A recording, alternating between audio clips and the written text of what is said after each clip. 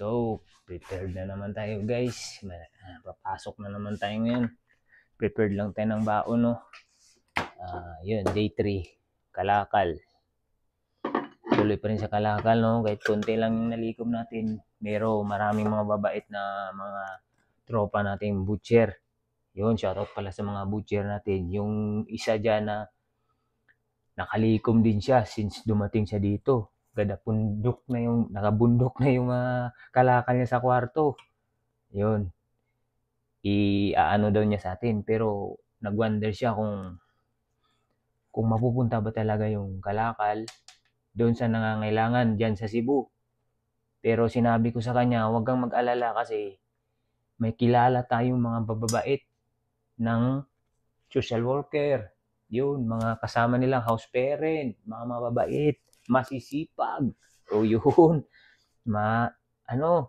kaya parang nabuhayan sila at malakas yung loob ko kasi dito sa Kalakal, lalo na dito, malaking pera yung maiko-convert sa Pilipinas kung halimbawa 500. Kung sa Pilipinas yan, yung 500, isang kilong baka, sirloin, wala nang sukli yan. Yun.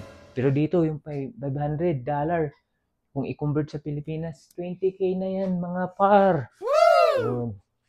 Yun, nabuhayan ako ng loob na mayroong butcher. Yun, saludo ako sa butcher dito. Kasi mahirap din yung nakikibaka kami dito. Bigat yung trabaho, lalo na baka yung process namin. Yun. Yun, shout out pala dun sa mga social worker, house parent dyan sa Alabang Sapote Road.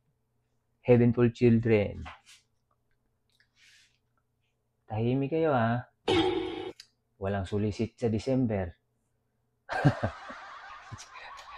Pero alam ko kasi pagka merong disaster, yan, parang maudlot yung ano nila, parang ma-delete yung mga yung halimbawang sa private employee, ang tawag din sa December 13 month. Yun. Alam ko yan. Kasi 9 years ako dyan, DSWD. Yun, banggitin ko na yung DSWD. 9 years ako nag-work sa DSWD. Bago ako nagkuha ng experience sa pagbubutcher. Kaya napunta ako dito. Experience muna dyan sa Pinas.